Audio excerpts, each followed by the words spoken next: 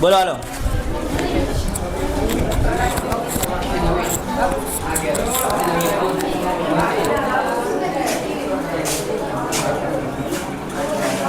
આપણે અગાઉ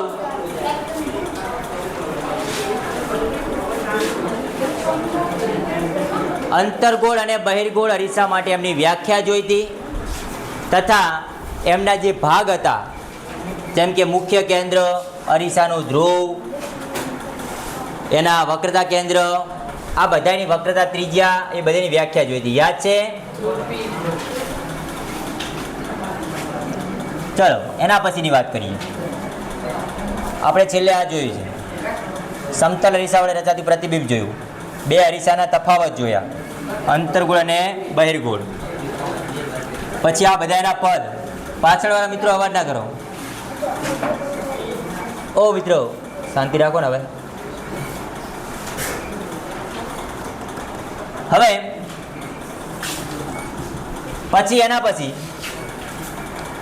એના ભાગ પછી આપણે જોઈશું હવે અરીસાઓના કારણે મળતા પ્રતિબિંબની કિરણાકૃતિ કઈ રીતે મળે. કોઈ પણ અરીસાને સામે વસ્તુ રાખો એટલે આપણને એનું પ્રતિબિંબ મળે. મળે કે ના મળે? અરીસાની સામે વસ્તુ એટલે પ્રતિબિંબ મળે કે ના મળે ભાઈ? હા હા, પતી ગયું છે, ખ્યાલ છે. હવે અહીંયા તમારે કિરણાકૃતિ દોરવાની. કિરણાકૃતિ એટલે શું? તો કે વસ્તુને જ્યારે આપણે અરીસાથી દૂર રાખીએ અથવા અરીસાની કોઈ નજીક લઈ જઈએ તો આપણને એક અલગ અલગ પ્રકારનું પ્રતિબિંબ મળતું હોય છે. ઘણી વખત એ પ્રતિબિંબ નાનું હોય, ઘણી વખત એ પ્રતિબિંબ મોટું હોય, ઘણી વખત એ પ્રતિબિંબ સીધું હોય એટલે કે ચત્તું હોય, અને ઘણી વખત ઉલટું હોય. ઓકે, પરંતુ પ્રતિબિંબ મેળવવા માટે આપણે આપણા ચોપડામાં એક રચના બનાવી છે, એક આકૃતિ બનાવી છે, જેના કિરણોની મદદથી બનાવી છે. એના મદદથી બનાવી છે કિરણ. આથી એને આપણે શું કહીશું? કિરણાકૃતિ. બરોબર? તો એ કિરણાકૃતિની કઈ રીતે બનાવવામાં આવે, કયા કયા પ્રકાશના કિરણો લેવાના, કેમ કે પ્રકાશના કિરણો આપણે ખ્યાલ છે એ પ્રમાણે કોઈ પણ એક અરીસો લઉં, દાખલા તરીકે મારા પાસે એક અંતર્ગોળ અરીસો છે અને એ અંતર્ગોળ અરીસાની અંદર પ્રકાશનું કિરણ સમાંતર પણ આપાત થઈ શકે છે. દાખલા તરીકે આ મુખ્ય અક્ષ લઈ લઈએ. અહીંયા શું આવશે? ધ્રુવ P. અહીંયા શું આવે? વક્રતા કેન્દ્ર C. અને એ બંનેની એક્ઝેક્ટ વચ્ચે શું આવશે? મુખ્ય કેન્દ્ર F. આ ત્રણ વસ્તુ તમારા મગજમાં બેસી જ જવી જોઈએ. CFP આ રીતે ક્રમમાં તમને ખબર હોવી જોઈએ. ઓકે, તો હવે જોજો વસ્તુમાંથી આ પ્રકાશના કિરણો ક્યાંથી આવશે? તો કે વસ્તુમાંથી આવશે. ક્યાંથી આવશે? વસ્તુમાંથી ટોટલ 4 કિરણો તમારે દોરી શકે. આમ તો અનંત કિરણો હોય. હું કોઈ અરીસાની સામે ઊભો હોઉં તો મારું પ્રતિબિંબ એક્ઝેક્ટ મારા જેવું દેખાય છે, કેમ કે મારા શરીરના દરેક બિંદુમાંથી અનંત કિરણો નીકળે. કેટલા કિરણો નીકળે? અનંત. પણ અહીંયા મારા પ્રતિબિંબની રચના કરવા માટે હું માત્ર 4 કિરણ લઈશ અને 4માંથી ઉપયોગ તો કોઈ પણ બેનો જ કરવાનો. તો એ 4 કિરણો કયા કયા છે? પહેલું કિરણ કહેવાય મુખ્ય અક્ષને સમાંતર. આ મુખ્ય અક્ષને સમાંતર કિરણ જ્યારે અરીસા ઉપર જાય, 4 આપાત કિરણ. કેવા કિરણ? 4 આપાત કિરણ. બરોબર? એ 4 આપાત કિરણોમાંથી પહેલું કિરણ કયું કીધું? મુખ્ય અક્ષને સમાંતર કિરણ. બરોબર? ઓકે, આ મુખ્ય અક્ષને જે સમાંતર કિરણ છે એ અરીસા ઉપર જાય તો નિયમ શું કહે છે? અરીસા ઉપર જઈને કઈ ઘટના થાય? પરાવર્તન. કઈ ઘટના થાય? તો નિયમ એવું કહે છે કે જો મુખ્ય અક્ષને સમાંતર કિરણ હોય તો અરીસા ઉપરથી પરાવર્તન પામીને હંમેશા F માંથી પસાર થાય. શેમાંથી પસાર થાય? મુખ્ય કેન્દ્ર. કયું કિરણ? મુખ્ય અક્ષને સમાંતર હોય તો. બીજા 3 કિરણો કયા કયા લઈશું? તો તમને બીજા 3 બિંદુઓ દેખાય છે? 3 બિંદુઓ દેખાય છે કે નહીં? તો બસ આ 3 બિંદુમાંથી આપાત થતા કિરણો. પહેલું લઈ લઈએ. કયું? વક્રતા કેન્દ્ર. આપાત કિરણ પહેલું લઈ લીધું, મુખ્ય અક્ષને સમાંતર. બીજું કયું કીધું? વક્રતા કેન્દ્ર C માંથી પસાર થતું કિરણ. આ આપાત કિરણ કહેવાય. આ શું કહેવાય? આપાત. આનું પરાવર્તન ક્યાં થાય? તો કે આનું પરાવર્તન તે જ દિશામાં પાછું ફરે. કેમ કે આ લંબ આપાત કહેવાય. કેવું આપાત કહેવાય? એક્ઝેક્ટ જુઓ, કાટખૂણે આપાત થાય છે. અને પરાવર્તનનો નિયમ એવો હતો કે જેટલા ખૂણે તમે લંબ સાથે આપાત કરો પરાવર્તન પણ એટલા ખૂણે થાય. થાય કે ના થાય? 30ના ખૂણે આપાત કરો તો પરાવર્તન પણ 30. પણ જો 90ના ખૂણે આપાત કરો તો પરાવર્તન પણ 90ના ખૂણે થાય કે ના થાય? તો આ રહ્યું ને એ લંબ આપાત કહેવાય. કયું આપાત કહેવાય? લંબ. તો લંબ આપાત કર્યું હોય તો પરાવર્તન પામીને કઈ દિશામાં જાય? એ જ દિશામાં પાછું ફરે. તો આ બીજા નંબરનું કિરણ છે. ત્રીજા નંબરનું કિરણ કયું લઈશું? તો કે F માંથી પસાર થતું હોય. શેમાંથી પસાર થતું હોય? નિયમ એવું કહે છે કે જો પ્રકાશનું કિરણ વસ્તુમાંથી આવી અને પહેલા એફમાં આવે ને પછી અરીસા ઉપર જાય તો પરાવર્તન પામી અને મુખ્ય અક્ષને સમાંતર પાછું ફરે. આ મુખ્ય અક્ષને સમાંતર પાછું ફરે. જો આના જેવું છે, સમાંતર આપાત થાય તો એફમાંથી પરાવર્તન પામે અને એફમાંથી આપાત થાય તો સમાંતર પરાવર્તન પાછું ફરે છે. આ ત્રીજા નંબરનું કિરણ હતું. ચોથા નંબરનું કિરણ કયું હોય તો કે ધ્રુવ પી ઉપર આપાત થાય. હવે આ ધ્રુવ પી લઈએ ને તો આ લંબ કહેવાય અને લંબ સાથે જેટલા ખૂણે આપાત થાય ને પરાવર્તન પણ નીચેના ભાગે એટલા જ ખૂણે થાય. તો ટોટલ આ 4 કિરણો છે અને પ્રતિબિંબની રચના કરવા માટે આ 4માંથી કોઈ પણ 2નો જ ઉપયોગ કરવાનો. તમને જે ઈચ્છા થાય કોઈ પણ 2 કિરણ લઈ શકાય છે. આપણી યોગ્યતા પ્રમાણે આપણે 2 કિરણ લેવાના. આકૃતિ સાચી બનાવી હશે તો એક્ઝેક્ટ તમારી રચના પણ સાચું બની જાય છે. બરોબર? ઓકે, તો ટોટલ આપાત કિરણના મેં 4 કિરણો દર્શાયા આપાત માટે. કયા કયા 4 દર્શાયા? પહેલું, મુખ્ય અક્ષને સમાંતર કિરણ. બીજું, વક્રતા કેન્દ્ર સી માંથી પસાર થતું આપાત કિરણ. ત્રીજું, મુખ્ય કેન્દ્ર એફ માંથી પસાર થતું આપાત કિરણ. અને ચોથું, ધ્રુવ પી ઉપરથી આપાત થતું કિરણ. આ 4 આપાત કિરણ છે. હવે આપાત થયા પછી આ 4 કિરણો પરાવર્તન પામીને કઈ બાજુ જશે એના માટે આપણે નિયમ લઈએ. તો ચાલો સૌ પ્રથમ પહેલા કિસ્સાથી ચાલુ કરશું. મુખ્ય અક્ષને સમાંતર કિરણ આપાત થાય તો નિયમ શું કહે છે? આ છે મુખ્ય અક્ષ. આ શું છે? મુખ્ય અક્ષ. અને આ કયું કિરણ કહેવાય? મુખ્ય અક્ષને સમાંતર. મુખ્ય અક્ષને જ્યારે પ્રકાશનું કિરણ મુખ્ય અક્ષને સમાંતર કિરણ અંતર્ગોળ અરીસા ઉપર આપાત થાય ત્યારે અરીસા પરથી પરાવર્તન પામી અને મુખ્ય કેન્દ્ર એફ, કેપિટલ એફ આવજો, મુખ્ય કેન્દ્ર એફ માંથી પસાર થાય છે. ઓકે, આપાત થયું અને પરાવર્તન પામીને શેમાંથી પસાર થશે? એફ માંથી પસાર થાય છે. આવું નિયમ કહે છે. જો તમે આ કિરણ દોરશો તો તમારે પરાવર્તન એફ માંથી જ કરવાનું, બીજી કોઈ દિશામાંથી પરાવર્તન કરવાનું નહીં. ઓકે, આ તો અંતર્ગોળ માટે હતી. બહિર્ગોળ માટે શું થાય? તો કે બહિર્ગોળ માટે પ્રકાશનું કિરણ આપાત થાય ને તેનું અપસરણ થાય. શું થાય છે? અપસરણ. તો આ કિરણની દિશા કઈ હશે? તો આ કિરણની દિશા હશે મુખ્ય કેન્દ્ર એફની દિશા, બહિર્ગોળ અરીસાના એફની દિશા. આ બનાવવાનું કઈ રીતે ખબર છે? આ પરાવર્તન તમારે કઈ રીતે કરવાનું? આમ સમાંતર કિરણ દોર્યા પછી તમારે એક ફૂટપટ્ટી મૂકી દેવાની ઊભી. ક્યાં સુધી ખબર છે? આ એફ સુધી. અને પછી એક સીધી લીટી દોરી દેવાની. એટલે આ કિરણ રહ્યું ને ખોટું બનશે નહીં. નહીંતર જો એમને એમ બનાવશો ને તો દાખલા તરીકે તમે પરાવર્તન આમ કરી દીધું અને હવે આને લંબાવજો, જાય છે ક્યાંય? આ તો સી બાજુ જતો રહ્યો, જો કે નહીં? તમારે શું કરવાનું? દોરતી વખતે ધ્યાન શું આપવાનું? આ એક સીધી લીટીમાં હોય ને એમ દોરવાનું. ખ્યાલ પડ્યો? ઓકે, તો જો પ્રકાશનું કિરણ મુખ્ય અક્ષને સમાંતર હોય તો મુખ્ય કેન્દ્ર એફ માંથી પસાર થાય છે અંતર્ગોળ માટે, અને બહિર્ગોળ માટે કઈ દિશામાં પરાવર્તન પામે છે? એફની દિશા હોય ને એ જ દિશામાં પરાવર્તન પામે છે. તો શું કરું? પંખો માંથી મેલું. ઓકે, ચાલો હાલો હવે બીજું કિરણ લઈ લઈએ. બીજું કિરણ કયું? જો આપાત કિરણ કયું હોય? વક્રતા કેન્દ્ર સી માંથી અરીસા ઉપર જાય. ક્યાંથી જાય? પહેલા ક્યાં આવે? વક્રતા કેન્દ્ર સી ઉપર, અને પછી ક્યાં જાય? અરીસા ઉપર. અરીસા ઉપર જાય એટલે પરાવર્તન થવાનું, પણ આ તો લંબ આપાત છે એટલે પરાવર્તન કઈ દિશામાં થવાનું? એ જ દિશામાં. જે દિશામાંથી આપાત થયો પરાવર્તન પણ એ જ દિશામાં થાય છે. બહિર્ગોળ માટે પણ એવું જ હશે, પણ બહિર્ગોળમાં અહીંયા દિશા કઈ કહેવાય? અરે વક્રતા કેન્દ્ર સી ની દિશા. કઈ કહેવાય?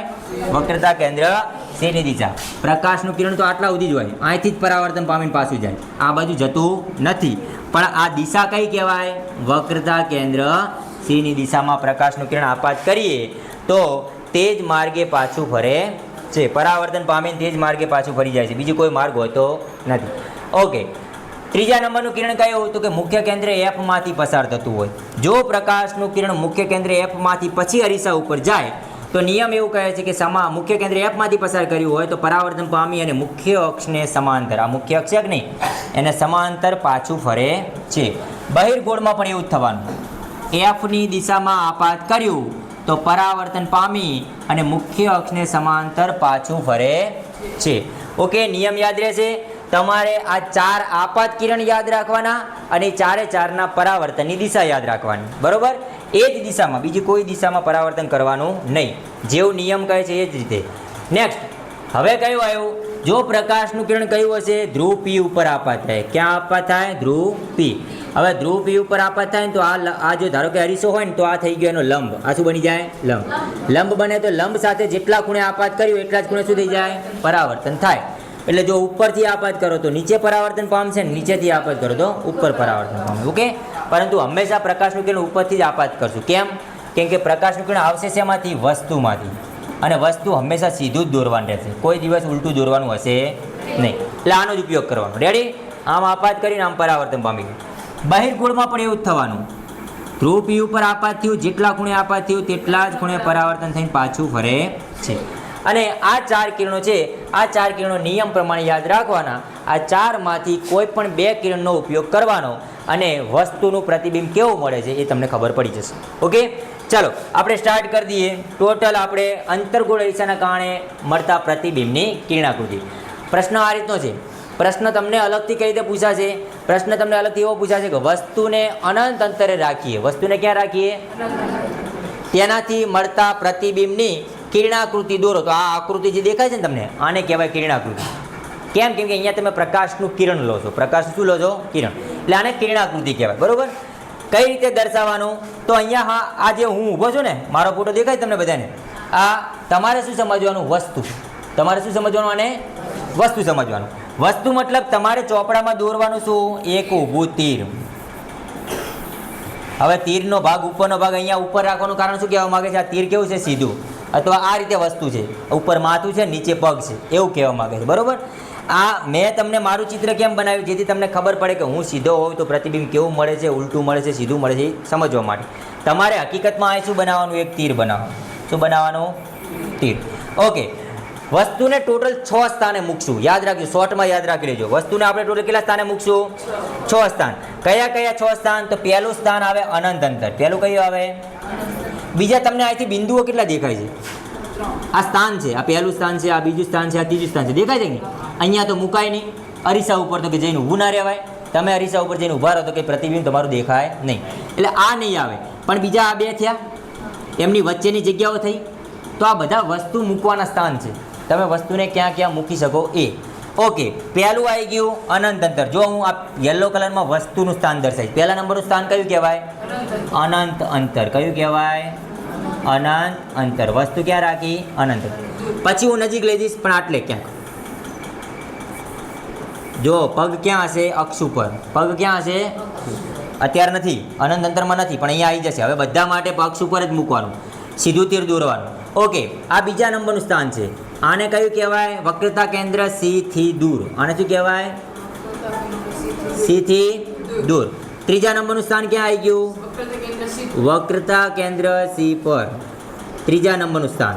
ચોથા નંબરનું આ બંનેની વચ્ચે. ચોથા નંબરનું સ્થાન શું થઈ ગયું? સી અને એફની વચ્ચે. સી અને એફની. પાંચમા નંબરનું સ્થાન ક્યાં થઈ ગયું? પાંચમા નંબરનું સ્થાન થઈ ગયું મુખ્ય કેન્દ્ર એફ પર. અને છઠ્ઠા નંબરનું સ્થાન ક્યાં થયું? છઠ્ઠા નંબરનું સ્થાન થઈ ગયું એફ અને પીની. ચલો, વસ્તુના આ 6 સ્થાન યાદ રહી ગયા. કયા કયા? પહેલું, વસ્તુ ક્યાં મૂકવાનું? બીજું, ત્રીજું, ચોથું, સી અને એફની વચ્ચે. પાંચમું અને છઠ્ઠું. ઓકે, આ 6 સ્થાન વસ્તુના છે. અને આ 6 સ્થાન માટે, દરેક સ્થાન માટે એક પ્રતિબિંબ મળશે. જો વસ્તુને અનંત અંતરે રાખીશ, ક્યાં રાખીશ? તો પ્રતિબિંબ મળશે એફ ઉપર. ક્યાં મળશે? ચલો, આ નંબર 1 એફ પર પ્રતિબિંબ ક્યાં મળે? આ ગ્રીન કલર એ કોનું સ્થાન બતાવે છે? પ્રતિબિંબનું. અને યલો કલર એ વસ્તુનું. ઓકે, હવે વસ્તુ ક્યાં આવી? સી થી દૂર. વસ્તુ સી થી દૂર છે. જો વસ્તુ આમ ખસતી જાય છે ને પ્રતિબિંબ આમ ખસતું જાય છે. આના પછીનું સ્થાન કયું આવે? બીજા નંબરનું. સી અને એફની. ત્રીજા નંબરનું. ચોથા નંબરનું. પાંચમા નંબરનું. ઓકે, તો જો અરીસાની પાછળ આવે છે. ચલો સમજીએ. વસ્તુ સી થી દૂર હોય તો પ્રતિબિંબ ક્યાં આવે? સી અને એફની વચ્ચે. સી અને એફની વચ્ચે. વસ્તુ વક્રતા કેન્દ્ર સી ઉપર હોય તો પ્રતિબિંબ પણ. વસ્તુ સી અને એફની વચ્ચે હોય તો પ્રતિબિંબ સી થી. વસ્તુ એફ પર હોય તો પ્રતિબિંબ અનંત.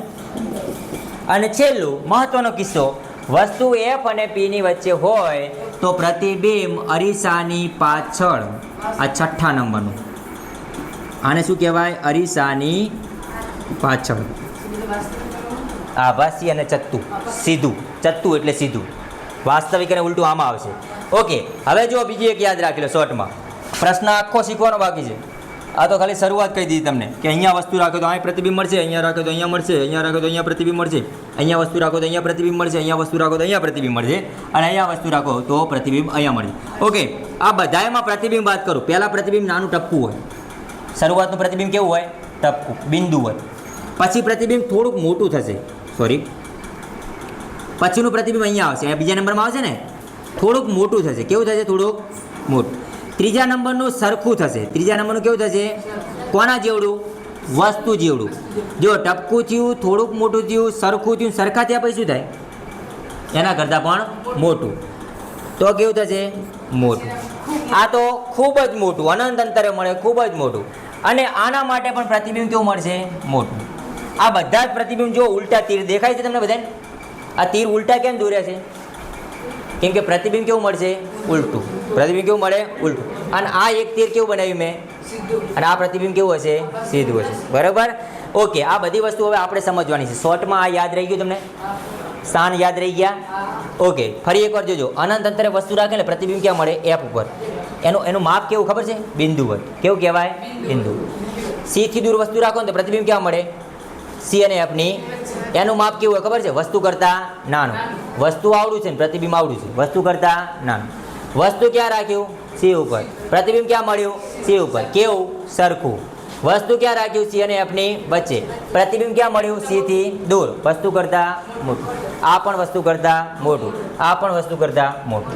ઓકે, તો આ ઉપર છેલ્લું આપણે જોયું. હવે આપણે સ્ટેપ બાય સ્ટેપ જોઈએ કેમ આવું મળે છે ને કઈ રીતે મળે છે. તો મેં તમને ટોટલ 4 કિરણો કીધા હતા. 4 આપાત કિરણો કીધા હતા. એ 4માંથી કેટલા ઉપયોગ કરવાના? 2. પરંતુ પહેલો કિસ્સો શું છે? પ્રથમ કિસ્સો છે વસ્તુને ક્યાં રાખ્યું? અનંત અંતરે. અને નિયમ એવું કહે છે કે અનંત અંતરથી આવતા પ્રકાશના કિરણો હંમેશા મુખ્ય અક્ષને સમાંતર હોય. કેવા હોય? મુખ્ય અક્ષને. મતલબ કે મારા અંદરથી નીકળતા પ્રકાશના કિરણો જો હું અનંત અંતરે ઊભો હોઉં ને તો બધા જ કિરણો કેવા હોય? મુખ્ય અક્ષને સમાંતર. અને સમાંતર કિરણ પરાવર્તન પામીને શેમાંથી પસાર થાય? એફમાંથી. કેમાંથી પસાર થાય? આ જેટલા પણ દર્શાય છે બધા શેમાંથી પસાર થવાના? એફમાંથી જ પસાર થવાના. તો બધા જ કિરણો એફ ઉપર ભેગા થયા તો પ્રતિબિંબ પણ ક્યાં મળવાનું? એફ. એટલે આપણે એવું કહેતા હતા કે વસ્તુ અનંત અંતરે હોય ને તો પ્રતિબિંબ એફ ઉપર મળતા હતા. પરંતુ બીજું શું થાય છે? ભેગા થાય છે એટલે એક જ જગ્યાએ ભેગા થાય એટલે ટપકું બની જાય. શું બની જાય છે? એક ટપકું, બિંદુવત. શું બને છે? બિંદુવત. વસ્તુનું સ્થાન અથવા વસ્તુનું અંતર કયું છે? તો પ્રતિબિંબ ક્યાં મળ્યું? પ્રતિબિંબનું પરિમાણ કેવું છે? પરિમાણ મતલબ પરિણામ નહીં હો. પરિમાણ એટલે એનું કદ. કદ કેવડું છે? બિંદુવત. અને એનો પ્રકાર આ બાજુ જેટલા પણ મળશે ને અરીસાની ડાબી બાજુ, આ બધા જ વાસ્તવિક અને ઉલટા હશે. બધા કેવા હશે? બરોબર, ઉલટું. અને આ બાજુ મળે એ બધા કેવા હોય? આભાસી અને. તો એક જ મળતું હતું ને, બાકીના બધા શું હતા? ડાબી બાજુ મળતા હતા, વાસ્તવિક અને ઉલટા. છેલ્લો જ કિસ્સો, અહીંયા વસ્તુ મૂકશું ને ત્યારે આભાસી અને ચત્તુ મળે છે. ઓકે, તો તમને આ પ્રશ્ન પૂછાય એટલે તમારે આ આકૃતિ દોરવાની થાય, તમારે આ વસ્તુ લખવાની થાય. વસ્તુનું અંતર, પ્રતિબિંબનું અંતર, પ્રતિબિંબનું પરિમાણ અને પ્રતિબિંબનો પ્રકાર. આ 4 વસ્તુ લખવાની હોય છે. ચલો હવે વસ્તુ ક્યાં મૂકીએ? હવે એક સ્ટેપ ખસશે ને, કઈ જગ્યાએ આવશે? સી થી દૂર. ચલો વસ્તુ આવી ગઈ સી થી દૂર. તમારે શું કરવાનું? તમારે અહીંયા દોરવાનું એક ઊભું તીર.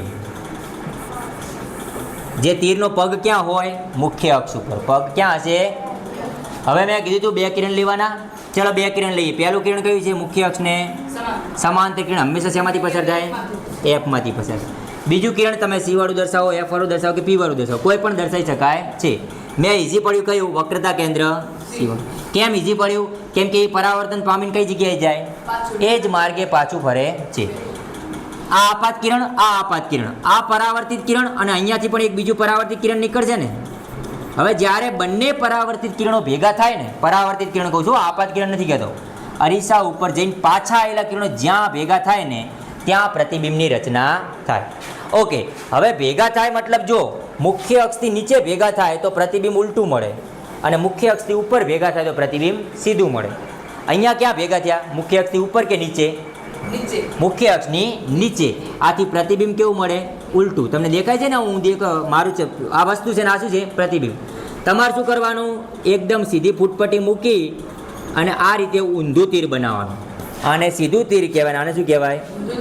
આ શું કહેવા માગે છે? એક વસ્તુ સીધું છે પણ પ્રતિબિંબ ઉલટું છે, એવું કહેવા માગે છે. રેડી? ખબર પડી? ઓકે, ચલો. વસ્તુનું સ્થાન શું હતું? પ્રતિબિંબનું સ્થાન શું હતું? સી અને એફ ની વચ્ચે. પ્રતિબિંબનો પ્રકાર વાસ્તવિક અને ઉલટો. પ્રતિબિંબનું પરિમાણ વસ્તુ કરતા નાનું મોટું કે સરખું કે શું છે? વસ્તુ કરતા નાનું. જો વસ્તુ આવડું છે, પ્રતિબિંબ આવડું છે. આ તમને સમજવા માટે આ મારું ચિત્ર મૂક્યું છે, બાકી તમારે કોઈ ચિત્ર દોરવાનું નહીં. ઓકે, ચલો નેક્સ્ટ. હવે વસ્તુને ક્યાં રાખશું? એક સ્ટેપ આગળ ખસી ગયા. કઈ જગ્યાએ આવશે? બીજા કોક તો બોલો. બધા એક જણા બોલે છે, બીજા બધા ઊંઘે છે. ક્યાં મૂકો છો? મને ખબર છે કે તમે જમીન આવ્યા પછી તમને બધાને ઊંઘ આવતી હશે સરસ મજાની, અને હું બોલતો હશે એટલે થોડુંક વધારે ઊંઘ આવતી હશે, કેમ કે ગણિત વિજ્ઞાન વિષય જ એવા હોય છે. શું કરીએ કહો? અમારા નસીબ જ એવા છે કે અમે ગણિત વિજ્ઞાન ભણાવીએ છીએ. ગણિત વિજ્ઞાન ભણાવવા મતલબ શું ખબર છે? એક સરસ મજાનું હાલડું ગાવું. એમાં આ ટાઈમે તો હાલડું જ લાગે. ખાઈને આવ્યો હોય ને દબાઈને, શાક રોટલા દબાઈને ખાધા હોય રિસેસમાં, અને પછી મારો ક્લાસ આવે એટલે તમને એવું લાગે કે સાહેબ નથી, પણ સાહેબ અમારી માતા છે અને સરસ મજાનું હાલડું ગાય છે ને અમે ઊંઘ્યા છીએ મજાથી, એવું લાગે. એવા જ્ઞાનમાં તમે જુઓ ને, હું હજુ કેમેરો ચેન્જ કરી દઉં ને તો અમુકની આંખો તો આમ તમે જુઓ ને કે બ્રહ્માંડમાં જતી રહી હશે. કઈ જગ્યાએ જતી રહી એ જ ખબર ના હોય. ના આ ધ્યાન હોય, ના ક્યાંય ના હોય, આમ ફેંકાઈ જોઈએ ત્યાં. એવા ઊંઘ્યા હશે. પણ આપણે કેમેરો ચેન્જ કરવો નથી, બરાબર? તમારા બધાની ઇજ્જત હું રાખું છું, એટલે તમે બધા આ ભણો અને ધ્યાન રાખો. ઓકે, વસ્તુ હવે ક્યાં રાખશું? એના પછીનો સ્ટેપ ક્યાં આવ્યું? વક્રતા કેન્દ્ર સી ઉપર. ચલો, વસ્તુ ક્યાં આવી ગયું? વક્રતા કેન્દ્ર. વસ્તુ ઉપર વાળું છે કે નીચે વાળું છે? વસ્તુ હંમેશા સીધું જ હોય. વસ્તુ કેવું હોય? ચાલો, પહેલું પ્રકાશનું કિરણ કયું લીધું? મુખ્ય અક્ષને અને સમાંતર કિરણ નિયમ પ્રમાણે ક્યાંથી પસાર થાય? બીજું પ્રકાશનું કિરણ હવે સી વાળું નહીં લઈએ, કેમ કે હું ઊભો જ છું સી ઉપર. સી મતલબ વક્રતા કેન્દ્ર સી હો, બીજું કોઈ સી નથી કહેતો. તમે પેલું સી ના કહેતા. ચાલો, સમજ્યા એમને વંદન. જે સમજી ગયા એમને વંદન. અને અમુક રૈરીન સમજ છે એટલે રૈરીન હસશે. ઓકે, તો હું ક્યાં ઊભો છું? વક્રતા કેન્દ્ર સી ઉપર. સી ઉપર નહીં, વક્રતા કેન્દ્ર સી ઉપર, બરાબર? ઓકે, તો વક્રતા કેન્દ્ર સી ઉપર મૂક્યો એટલે સ્વાભાવિક છે બીજું કિરણ હવે આ વક્રતા કેન્દ્ર સી વાળું લેવાય. એના આગળ જઈએ. કયું? F1. મુખ્ય અક્ષને સમાંતર કિરણ પરાવર્તન પામીને Fમાંથી પસાર થાય અને Fમાંથી આપાત થતું કિરણ મુખ્ય અક્ષને સમાંતર પાછું ફરે. આ બંને કિરણ જ્યાં ભેગા થાય ત્યાં પ્રતિબિંબની રચના થાય છે. આ આકૃતિ દોરવાની એક સરળ રીત શું ખબર છે? વસ્તુ દોર દો વક્રતા કેન્દ્ર સી ઉપર અને એવડું ને એવડું નીચે પ્રતિબિંબ દોર દો. પહેલથી જ દોર દેવાનું. પહેલથી શું કરી દેવાનું? વસ્તુનું પ્રતિબિંબ દોર દેવાનું. ચલો, આ દોર દીધું, વસ્તુ દોર દીધું અને એવડું ને એવડું પ્રતિબિંબ. પછી એક પ્રકાશનું કિરણ આમ લઈ જઈએ અને એક્ઝેક્ટ અહીં માથા ઉપરથી પસાર કરવાનું.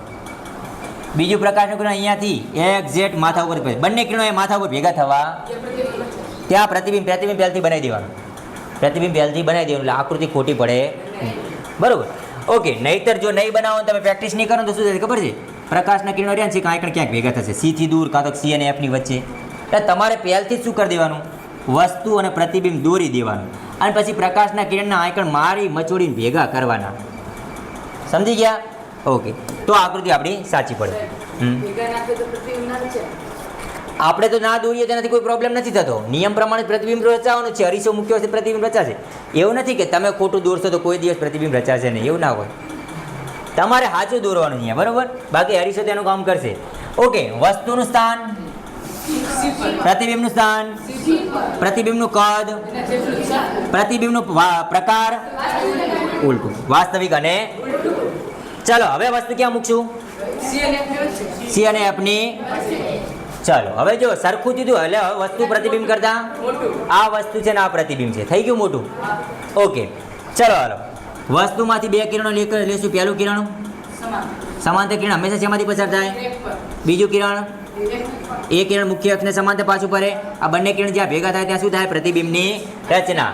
અહીંયા પ્રતિબિંબ મળશે ક્યાં? સી થી દૂર. સી થી આ બાજુ મળે એટલે સી થી દૂર કહેવાય.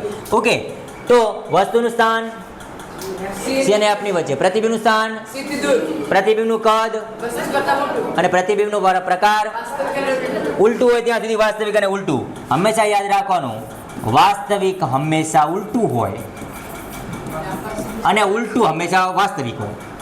વાસ્તવિક હંમેશા ઉલટું હોય અને ઉલટું હંમેશા. અને આભાસી પ્રતિબિંબ હંમેશા ચત્તું હોય. આભાસી પ્રતિબિંબ હંમેશા કેવું હોય અને ચત્તું હોય. હંમેશા શું હોય? આભાસી. એ વાસ્તવિક હોય કોઈ દિવસ વાસ્તવિક ચત્તું નહીં હોય, આભાસી ઉલટું નહીં હોય. ઓ યાદ રાખજો. ઓકે, હવે વસ્તુને ક્યાં રાખશું? એફ ઉપર. ચલો, વસ્તુ આવી ગયો એફ. પહેલું પ્રકાશનું કિરણ લીધું મુખ્ય અક્ષને સમાંતર. એક કિરણ હંમેશા શેમાંથી પસાર થાય? એફમાંથી. બીજું કિરણ હવે એફ ઉપર તો લેવાય નહીં, તો કયું લઈ લીધું? પી વાળું. ધ્રુવ પીમાં જેટલા ખૂણે આપાત થાય એટલા જ ખૂણે પરાવર્તન પામે છે. આકૃતિ તમે નોટિસ કરશો તો નીચે બે કિરણો ધીમે ધીમે ધીમે ભેગા થતા જાય. થાય છે કે નહીં? પણ આ ભેગા ક્યાં થશે? અનંત અંતરે. ક્યાં થશે? અનંત અંતરે. કેમ કે હાલ આપણે કીધું હતું ને, વસ્તુને એફ ઉપર રાખશું તો પ્રતિબિંબ ક્યાં મળશે? અનંત અંતર. અને મારે આ બોર્ડમાં અનંત અંતર દોરીએ કાંઈ, એટલે મેં શું કરી દીધા? કિરણો જવા દીધા, આગળ દોર્યા નથી. હા, પ્રતિબિંબ અનંત અંતરે રચાશે. હવે તમે વિચારો, જેમ બને એમ નીચે રચાશે તો સીધું બનશે કે ઉલટું બનશે પ્રતિબિંબ? તો પ્રકાર શું હશે? વાસ્તવિક અને ઉલટું હશે. બરોબર. વસ્તુનું સ્થાન, પ્રતિબિંબનું સ્થાન, પ્રતિબિંબનું કદ અને પ્રતિબિંબનો પ્રકાર વાસ્તવિક અને ઉલટું. છેલ્લો કિસ્સો, વસ્તુ ક્યાં રાખ્યું? એફ અને પી ની આ છે વસ્તુ. પહેલું કિરણ કઈ લીધું? વસ્તુમાંથી આવતું મુખ્ય અક્ષને સમાંતર. અને આ કિરણ શેમાંથી પસાર થાય? એફ. બીજું કયું લઈ લીધું? ધ્રુવી. જેટલા ખૂણે આપાત થયું એટલા ખૂણે. હવે અહીંયા તમે નોટિસ કરો તો આ બંને કિરણો દૂર જતા જાય છે. એટલે અહીંયા તો ભેગા થવાના તો નથી, ભેગા થવાના વિરુદ્ધ દિશામાં લઈ જાઓ. પાછળ, અરીસાની પાછળ. આને અરીસાની પાછળ ખેંચો, આને અરીસાની પાછળ ખેંચો. આ બંને ભેગા અહીંયા થયા. એનો મતલબ પ્રતિબિંબ અરીસાની પાછળ રચાય છે. હકીકતમાં આ બંને કિરણ હતા ને વાસ્તવિક કિરણ હતા. કયા કિરણ હતા? અને આર્યા ને એ આભાસી કિરણ. આ હતા નહીં પણ તમને દેખાણ આવ્યો, તમે આભાસ કર્યો તો આ આભાસી કિરણ હતા. અને આભાસી કિરણથી મળતું પ્રતિબિંબ કેવું હોય? આભાસી. આભાસી અને આભાસી હંમેશા કેવું હોય? ચત્તું એટલે સીધું, ચત્તું એટલે. ચાલો, વસ્તુનું સ્થાન, પ્રતિબિંબનું સ્થાન અરીસાની પાછળ. સ્થાન અરીસાની પાછળ દર્શાવવાનું. પ્રતિબિંબનું કદ અને પ્રતિબિંબનો પ્રકાર આભાસી અને ચત્તુ. આ હતા અંતર્ગોળ અરીસાના કારણે મળતા પ્રતિબિંબની કિરણાકૃતિ. કિરણાકૃતિમાં ખબર પડી ગઈ. બે કિરણનો ઉપયોગ કરવાનો, પ્રતિબિંબ રચવાના. પણ એના માટે તમને 6 સ્ટેપ મેં આગળ કીધા પ્રમાણે તમને મૂઢે હશે ને તો આકૃતિ સાચી બની જશે. બરોબર. ઓકે, આ તો અંતર્ગોળના અરીસાના કારણે મળતી પ્રતિબિંબની કિરણાકૃતિ હતી. હવે અંતર્ગોળ અરીસા, જો આખો કોઠો છે તમારા બુકમાં પણ આપ્યો હશે. વસ્તુનું સ્થાન ક્યાં હોય? અનંત અંતર. તો પ્રતિબિંબ ક્યાં મળે? મુખ્ય કેન્દ્ર એફ ઉપર. પ્રતિબિંબ કેવું મળે? બિંદુવત. અને પ્રકાર શું હોય? 1 થી 5 કિસ્સામાં તો વાસ્તવિક અને છેલ્લો જ એક કિસ્સો એવો છે કે જેમાં શું આવે છે? આભાસી અને ચત્તુ. પછી વસ્તુને લઈ જઈએ વક્રતા કેન્દ્ર સી થી દૂર. પ્રતિબિંબ મળે સી અને એફ ની વચ્ચે. પ્રતિબિંબ વસ્તુ કરતા નાનું, વાસ્તવિક અને ઉલટું. વસ્તુ વક્રતા કેન્દ્ર સી ઉપર, પ્રતિબિંબ પણ વક્રતા કેન્દ્ર સી ઉપર. વસ્તુ જેટલા કદનું, વાસ્તવિક અને ઉલટું. સી અને એફ ની વચ્ચે વક્રતા કેન્દ્ર સી થી દૂર પ્રતિબિંબ મળે. વસ્તુ કરતા મોટું, વાસ્તવિક અને ઉલટું.